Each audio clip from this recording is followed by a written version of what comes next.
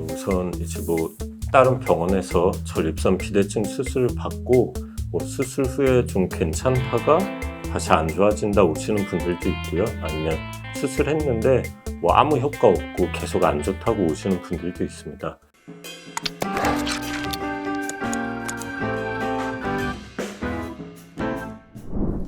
사실 저희가 이제 수술을 계속 하고 있고 전립선 비대증 환자분들을 뵙다 보면은 이미 수술을 또 받으시고 내원하시는 경우도 그렇죠. 있거든요. 네. 이 재수술을 하는 경우 정말 이게 재수술이 필요한 건지 전립선 비대증이 다시 정말 재발된 건지 여러 가지 이유가 있을 것 같은데 단순히 비대증이 재발 그것만 있지는 않을 겁니다. 그래서 이런 재수술을 하는 경우가 어떤 경우가 있을지 좀 원장님들과도 얘기를 한번 해보려고 하는데요. 우선 이제 다른 병원에서 전립선 비대증 수술을 받고 수술 후에 좀 괜찮다가 다시 안 좋아진다 오시는 분들도 있고요. 아니면 수술했는데 아무 효과 없고 계속 안 좋다고 오시는 분들도 있습니다. 근데 보통 이제 재수술을 할 때 검사를 해보게 되면 증상이 수술하고 5년에서 최소 10년이 지난 후에 이제 조금씩 증상이 안 좋아질 때는 이 원래 있던 전립선 부위가 다시 좀 자라나서 이제 재수술을 해주는 경우가 있고요.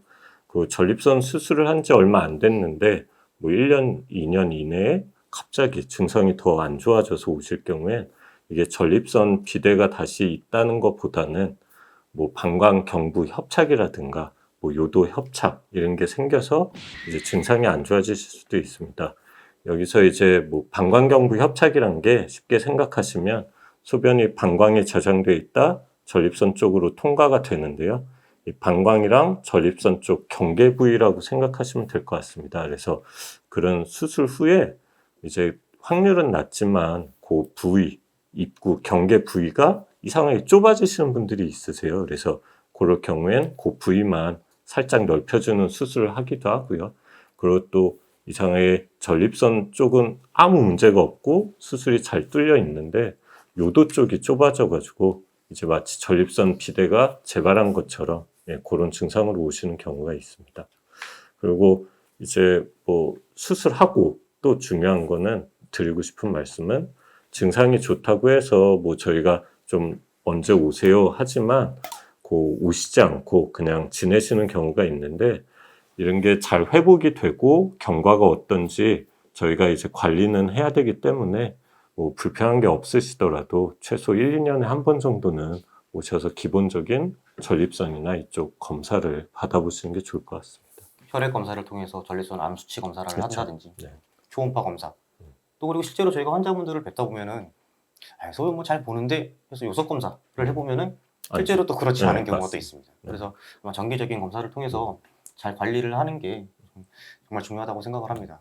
저희가 오늘 전립선 비대증 수술에 대해서 조금 이해가 쉽게 되시도록 이렇게 준비를 해봤는데 방금 저희가 마지막에 말씀을 드린 것처럼 수술을 하고도 내원하시는 경우 그리고 각각의 저희가 말씀드렸던 각각의 수술이 정말 재수술을 하는 경우가 얼마나 될지 이것도 한번 저희가 살펴보고 말씀을 드리면 처음 수술을 받을 때 결정하시는 데 도움이 되실 거라고 생각을 해서 저희가 한번 이론적인 내용과 더불어서 사례로 말씀을 한번 드려보겠습니다. 전편에 나오는 내용이긴 하지만 이제 전립선 비대증에 대해서 절제를 하는 수술은 크게 이제 경유도적 전립선 절제술이라고 해서 TURP가 있고 그리고 이제 홀랩 수술이라는 게 있는데 일단 경유도적 전립선 절제술 TURP의 경우에 수술을 하고 나서 이제 재수술을 하는 확률을 봤는데 그 재수술이라고 하는 것은 전립선 비대증이 다시 재발을 해서 다시 전립선 절제술을 하는 경우 또는 이제 수술하고 나서 요도나 아니면은 방광 입구가 좁아져서 그 부위를 다시 넓혀주는 수술을 다 포함해서 얘기를 하는 거고요. 예, 그랬을 때 그러한 재수술을 하는 확률이 수술 후 3개월째에 대략 1% 정도, 그리고 1년째에 한 4% 정도, 그리고 5년째에 10% 정도, 8년째에 12% 정도로 보고가 되어 있습니다. 그리고 그 중에서도 그냥 전립선 절제술 자체를 다시 하는 경우, 그런 경우는 3개월째에 0.8%, 1년째에 2.4%, 그리고 5년째에 6.1%, 8년째에 8.3% 정도로 보고가 되어 있습니다. 그런 수치를 어떻게 이렇게 다 외우셨어요? 컨닝 자료가 있어서. 재수술이라는 게 이제 꼭 비대증이 다시 재발되는 게 아니라 다른 합병증 때문에 수술한 걸 다 토탈했을 때는 10년 동안 한 12.7%. 네, 그다음에 오로지 비대증이 다시 재발돼서 되는 경우는 8% 정도 된다. 그 경려도 전립선 절제술을 말씀해 주신 거고요. 네. 콜랩이나 결찰술에 대한 내용도 좀 있을까요? 네.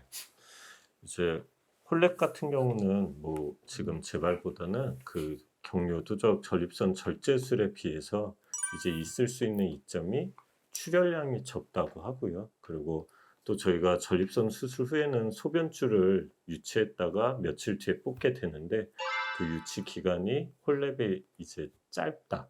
예, 그리고 이제 그렇게 되면 뭐 병원에 입원하는 기간도 다른 수술에 비해 짧다고 합니다. 그래서 이제 저희 병원 같은 경우는 콜랩 수술하고 보통 모든 원장님들이 이제 당일 입원해서 수술하고 당일 퇴원하는 걸 하고 있는 상태고요. 그만큼 회복이 이제 다른 수술에 비해서는 더 좋은 것 같고요.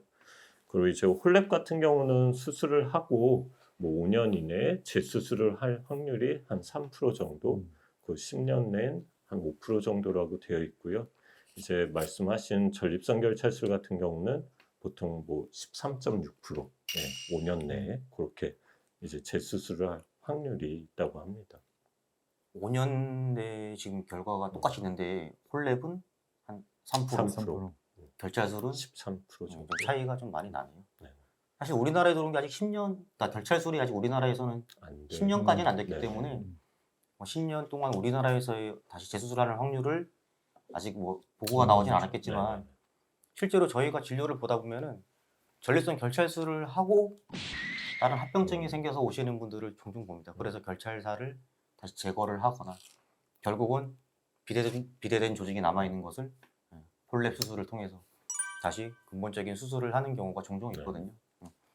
뭐 정말 사례를 통해서도 보여드리면 좋긴 한데 그건 나중에 저희가 또 준비를 해서 한번 말씀을 드리려고 하고요.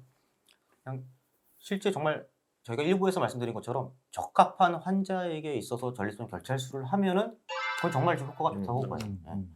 그래서 꼭 어떤 경우에 어떤 수술이 필요한지는 정확히 결정이 되면은 참 환자분들께 도움이 되실 거라고 생각을 합니다.